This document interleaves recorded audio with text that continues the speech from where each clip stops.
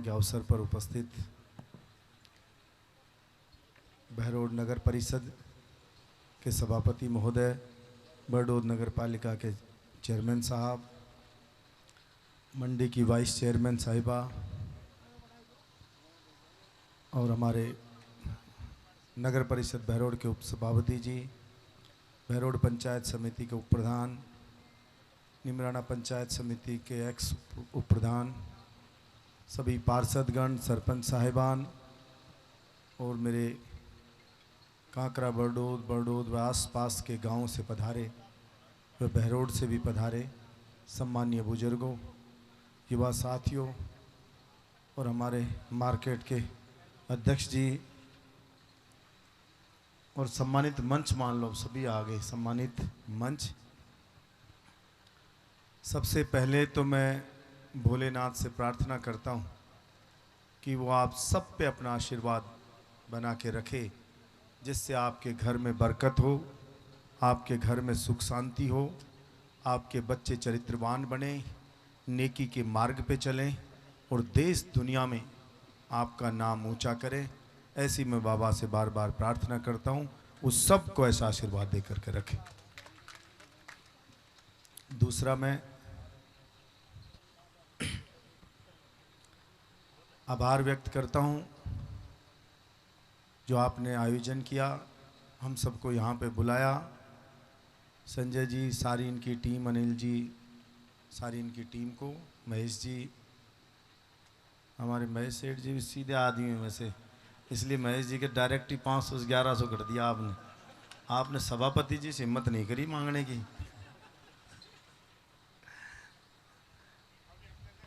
अच्छा, नज़र नहीं आए क्या? नहीं, नज़र नहीं आए। एक्चुअली में क्या होता है, कुल्हाड़ी सीधे पेड़ पे ही चलती है पहले, समझ रहे हो ना आप? तो नज़र आए थे पर वो इनकी हिम्मत बनी नहीं।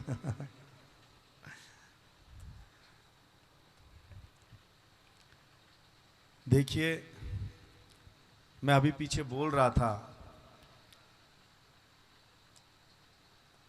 कि जो वर्तमान युग है इसमें भोलेनाथ की पूजा ज़्यादा से ज़्यादा हो और भोलेनाथ के बारे में नई पीढ़ी ज़्यादा से ज़्यादा जाने, मैं समझता हूं इस बात की बेहद आवश्यकता है। हमारे जो पूर्वज हैं, इन्होंने मंदिर की देवताओं की स्थापना शुरू की, तो मैं जहां तक समझता हूं इसके दो मेन कारण रहे होंगे। पहला कारण कि उस देवता के चरित्र, उसके विचार, उसकी महानता के बारे में आने वाली पीढ़ियां जाने, और इसके साथ ही साथ मंदिर अक्सर जंगल में, पर्वत पर यहां पे बनाए जाते थे, और कोई की भैंस ब्याई तो दूध मंदिर में चढ़ा के आओ, दहींडी चढ़ा के आओ, जो श्रद्धा हो उतना राशन चढ़ाओ। वो इसलिए होता था कि पहले साधन तो थे नहीं, और राहगीर दूर दूर से जाते, रात हो गई तो कोई होटल, रेस्टोरेंट, गेस्ट हाउस तो होते नहीं थे, तो कि भाई मंदिर में रुक जाए, जंगल में बारिश से, ओले से बचाव हो जाए और वहां पे खाना खा ले। अब जो वर्तमान युग है ये इतना स्वार्थी युग है इस टाइम। क्या आप अखबार में पढ़ते हो, बेटे ने बाप का गला काट दिया, बेटे ने मां के पैर काट दिए, पत्नी ने पति को मरवा दिया, दोस्त ने दोस्त को मरवा दिया, पड़ोसी ने पड़ोसी को मार दिया। यानी दया नाम की चीज रही नहीं, सिर्फ और सिर्फ इंसान जी रहा है अपने लिए। मैं तो कभी डिस्कवरी देखी और उस पे आप भी कभी देखोगे जानवरों को भी, अक्सर जो व्यक्ति निर्दयी होता है उसको हमारे बड़े बुजुर्ग कहते थे जानवर है क्या। लेकिन सही मायने में मैं मेरे विचार बता रहा हूं, सही और बिल्कुल सटीक बता रहा हूं कि आज मैं स्टाम्प पेपर पे लिख के दे सकता हूं, बोल नहीं रहा हूं, स्टाम्प पेपर पे लिख के दे सकता हूं कि इंसान पशु से भी नीचे गिर गया है इस दुनिया का। पशुओं में दया भाव है, इंसान में दया खत्म होगी। एक शेर जंगल में एक गाय को पकड़ता है, सारी गाय दौड़ती हैं, झुंड में से एक गाय को पटक लेता है, दौड़ती हुई 10 गाय वापस मुड़ती हैं और उस शेर से मुकाबला करने लगती कि इसकी जान छुड़वाएं। कई बार ऐसा भी होता है कि जिसको पहले पकड़ा था वो तो छूट गई, लेकिन जो छुड़ाने गए उसको शेर ने पकड़ लिया। भैंस इनको भी अपन निर्दयी समझते हैं। भैंसों के झुंड में एक को पकड़ लिया भैंस को, दूसरी भैंस पलट के आती है और लड़ भिड़ कर शेर से टाइगर से उसको छुड़ा के ले जा रही। आजकल कैमरे लगे रहते हैं जंगल में, तो जंगल व्यू बताते हैं कि जंगल में क्या हो रहा है। तो आप देखोगे कि भैंस को भी दर्द है कि मेरे साथ वाली भैंस को पकड़ लिया, मुझे लड़के छुड़ाना है। गाय को दर्द है, वो बचाना चाहते हैं। और इंसान, एक बदमाश या 2-4 बदमाश गांव के बीच में आकर के किसी शरीफ आदमी को कोई मार जाए, हाथ पांव काट जाए, उसको गोली मार दे, मजाल कोई गांव का आदमी जाके उसका रास्ता रोक ले। सब दरवाजे बंद और के बढ़ने तो अपने क्या पढ़ना है। एक शराबी पूरे गांव को गाली देता, इस छोर से उस छोर तक निकल जाएगा, कोई रोकने वाला नहीं कि यार बढ़ने दो अपने। तो सामाजिक ताना बाना व्यवस्था तहस नहस होती जा रही। कोई भी जरा सी चीज हो, भाई पुलिस को फोन करो, पुलिस जाने, भाई एमएलए को फोन कर दो। मेरा स्वयं का देखा हुआ है, ज्यादा समय पहले की बात नहीं, कि गांव में कोई चोर आ जाए, पता लग जाए तो पूरा गांव जाग जाता, दूसरे आसपास के गांव जाग जाते, भाई पकड़ो इसको। कोई बदमाशी गांव में कर जाए, कोई बाहर का बदमाश आ जाए तो पूरा गांव अपनी इज्जत पे ले लेता था उसको कि हमारे गांव में आके हमला कैसे कर दिया। लेकिन अब ये सब चीजें बिल्कुल गुजरे जमाने की बात होगी। अब तो हर व्यक्ति जिससे राम राम करे तो वो भी कहता है मेरा क्या फायदा राम राम करूं। हर आदमी चाहता है कि मेरा मतलब क्या निकलेगा इससे।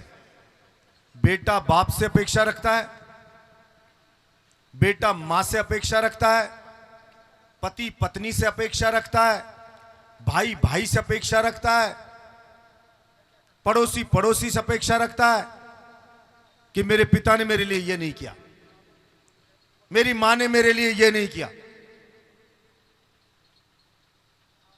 पति पत्नी को कि मेरी पत्नी है वो ज्यादा मेरा ध्यान नहीं रख रही, भाई भाई को कि मेरी मदद नहीं कर रहा, दोस्त दोस्त से दोस्त मदद नहीं कर रहा। ये कभी कोई नहीं सोचता बेटा कि मेरे माँ बाप ने मुझे पैदा किया, मैं मेरे माँ बाप के लिए क्या कर रहा हूं, मेरा क्या कर्तव्य है जो मैं निभा रहा कि नहीं निभा रहा,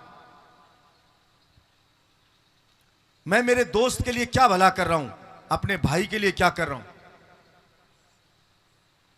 तो जो ऐसा स्वार्थी युग है, इसमें मैं मानता हूं भोलेनाथ का उदाहरण और उनसे सीख लेने की सख्त आवश्यकता है।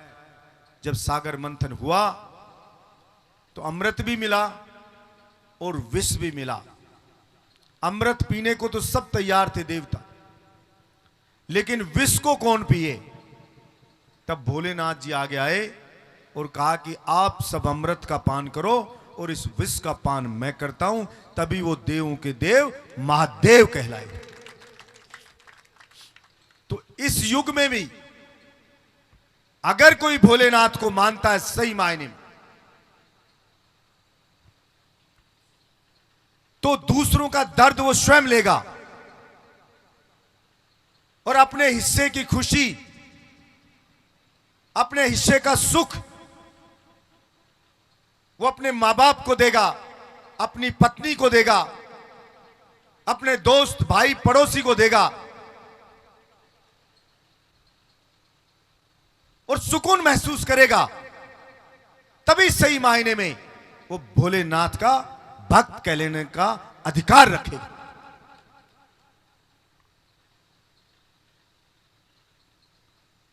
पहले कवि लिखता था,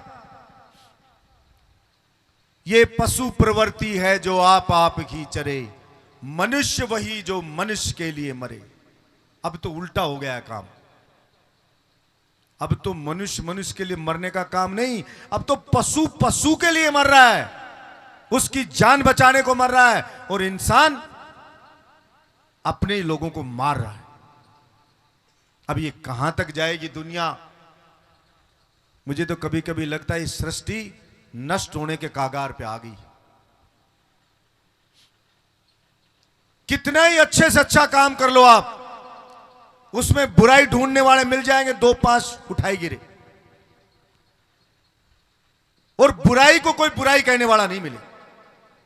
आप सज्जनता से अच्छा काम करेंगे, अगले को लगा ये शरीफ आदमी है, तो 50 कमियां आपकी बता देंगे, आपकी बेइज्जती कर देंगे।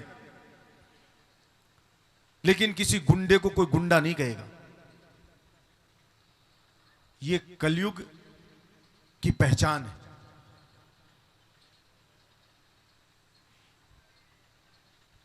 मुझे आपने विधायक बनाया 4.5 साल पहले, 2 साल कोरोना में गए, 2.5 साल काम करने को मिला। मैंने पूरी कोशिश करी कि दूसरों के दर्द को कम किया जाए, अपना चाहे नुकसान हो लेकिन जनता का भला हो। मुख्यमंत्री ने कहा कोरोना काल में सभी एमएलए से कि 1-1 महीने की तनख्वाह दान दे दो, तो मैंने कहा मुख्यमंत्री जी पूरे के पूरे 5 साल की तनख्वाह मेरी मैं दान देता हूं आपको।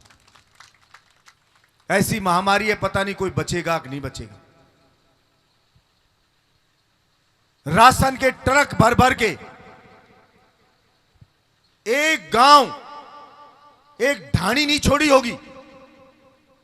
36 कौम का कोई भी जरूरतमंद हो, उसको चाहिए उतना दे के आओ, और किसी की फोटो मत खींचना कि उसने राशन लिया मैंने, ताकि किसी को यह ना लगे उसकी फोटो डाल दी कि मैं राशन ले रहा हूं। लोग 4 पूरी दे के उसकी 4 फोटोएं खींचते थे। जिनके भंडार भरे थे जिन नेताओं के, वो किसी आदमी को 2 किलो राशन देने नहीं आए, उल्टा दूसरे की कमी निकाल देंगे कि राशन टेस्टी नहीं था साहब, ये सही नहीं था साहब। अस्पताल में मैंने कहा जिला अस्पताल में लग्जरी सोफे लगाएं, बहरोड के एयर कंडीशनर लगाएं। गर्मी में पर्ची कटवाते चक्कर आके गिर जाते, बैठने तक की जगह नहीं था अस्पताल में कहीं। मैंने कहा फोर्टिज बड़े हॉस्पिटल हैं जयपुर गुड़गांव के, वैसा रिसेप्शन बनाना है। तो हमारे सांसद ने अलवर में प्रेस कॉन्फ्रेंस कर दी कि एक सोफा 50,000 से लाख का महंगा खरीद दिया, इसमें बहुत बड़ा घोटाला हो गया। जबकि सरकार ने कहा ये लग्जरी सुविधाएं आती हैं, 1 भी रुपया नहीं दे सकते। तो जयपुर के सेठ से बिल्कुल फ्री, बिल्कुल मुफ्त में 2 ट्रक भर के सोफे लाया, एसी लाया, 1 रुपया नहीं लगाया। फिर भी आपने सुना है कभी फ्री की चीज में भ्रष्टाचार हो गया? सुना है ऐसा कभी? और वो भी कौन लगा रहा है? जो अपने आप को भगवादारी कहता है, वो लगा रहा है। और अखबार वाला भी मान आधा पेज छाप दी खबर कि सांसद ने आरोप लगाया। मैंने कहा भाई फ्री फंड की चीज में भी होता है क्या कुछ गड़बड़? अरे भले आदमी कम से कम पूछ तो लेते, इतनी तो शर्म करते कि रुपया भी नहीं लगा। फिर भी सहन नहीं हुआ तो कि यार ये लोग बैठ रहे हैं, अच्छा मैसेज है, तो ब्लेड से रात को ब्लेड से सारे सोफों को कटवा दिया हॉस्पिटल के। आपने अखबार में खबर पढ़ी होगी। अरे उन सोफों पे बलजीत यादव नहीं बैठ रहा था, उन सोफों पे गरीब, ईमानदार, मजदूर, बीमार, परेशान, उसके बैठने की व्यवस्था की थी। जो आपको भी वोट देता है, मुझे भी वोट देता है। अगर आप व्यवस्था नहीं कर सकते थे तो आपको क्या अधिकार मिल गया कि उस व्यवस्था को खराब करनी। ईंट का एक खोरिया नहीं लगाया किसी गांव में, फिर भी कोई सड़क बनाए एमएलए तो उसमें कमियां निकालो। शाम को मुझे किसी ने बताया मीटिंग होती है कि आज पाइप पानी की लाइन जा रही है, उसको पाड़नी है, एमएलए को क्रेडिट मिल जाएगा इस गांव में। आज बिजली फाल्ट करनी है, आज सोफे को ब्लेड से काटना है, आज फलानी सड़क है इस पे कल्टीवेटर चलाना है, पाड़ेंगे इसको, फिर कहेंगे जाएंगे दूसरे दिन सड़क टूट गई। तो ये पशु नहीं तो क्या है। 71 साल में 4 तहसीलों में एक सरकारी कॉलेज बना था, वो भी नेता ने नहीं बनाया, भामाशाह ने बनाया था। मैं 1 साल में 5 सरकारी कॉलेज लिया और पांचों के पांचों चालू करवा दिया। 86 में हॉस्पिटल बना बहरोड में, ईंट नहीं लगाई किसी नेता ने। मैंने उप जिला अस्पताल और बैक टू बैक उसको जिला अस्पताल बनाया और अब 41 करोड़ रुपए से नई एसएमएस जैसी बिल्डिंग और बना रहा हूं। मंडी को स्वतंत्र मंडी बनाया, 3 गुना बड़ी बना रहा हूं और अभी 50 करोड़ रुपए लेके आया हूं बहरोड की मंडी को और विकास करने के लिए। बहरोड को जिला बनाया, जिले के ऑफिस और खुले, जमीन नहीं थी तो गूती के पास 250 बीघा जमीन हॉर्टिकल्चर से कि वापस दो हमारे जिले के और ऑफिस बहरोड में बने, उसके लिए मुख्यमंत्री से करा के लाया हूं। मांडन तहसील बनाया, बड़ौद नगर पालिका बनाई, नीमराना नगर पालिका बनाई, 39 अंग्रेजी स्कूल खोले, 750 करोड़ रुपए की गांव को जोड़ने वाली लिंक सड़कें कराने वाला पहला बहरोड विधानसभा क्षेत्र है जो एक साथ इतनी सड़कें लेकर के आया। बड़ौद में कितनी सड़कें बनी है, कांकरा बड़ौद में कितनी सड़कें बनी।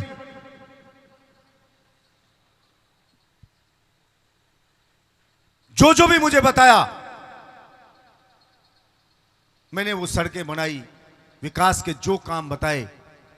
गर्ल्स कॉलेज पास की पास था, बोले खोल नहीं सकते, फिर भी मांग थी, मैंने बड़ौद में गर्ल्स कॉलेज खुलवाया। 30 भ्रष्ट अधिकारियों को जेल भिजवाया और प्रतिभावान छात्र छात्राओं कि कर कमलों से विकास कार्यों का उद्घाटन हो। उद्घाटन पट्टिका पे एमएलए या मंत्री की जगह उनसे ऊपर उनका नाम लिखा जाए, ये परंपरा शुरू की, जिससे बच्चों का मनोबल बढ़ा और बहरोड का रिजल्ट राजस्थान में पहली बार बोर्ड का सबसे टॉप पे इस बार आया। इसलिए मैंने मेरे धर्म को निभाने का पूरा प्रयास किया, ईमानदारी के साथ, ये सोच रखते हुए कि नेकी कर और दरिया में डाल। जो दुर्जन है वो हमेशा बुराई देखेंगे और जो सज्जन है वो हमेशा अच्छाई देखेंगे। पॉजिटिव सोच के लोग पॉजिटिव सोचते हैं और नेगेटिव सोच के लोग नेगेटिव सोचते हैं। मैंने चुनाव के वक्त भी कहा था, मुझसे पहले जो भी विधायक बने हो उनके काम को भी ताकड़ी के पाड़े में रख लेना और एक ताकड़ी के पाड़े में बलजीत यादव के कामों को रख लेना। मेरा पाड़ा कभी भी किसी एमएलए से हल्का आपको नहीं मिलेगा, आप मुझे बता दें। विधानसभा की परफॉर्मेंस हो, जनता के मुद्दे उठाने की बात हो,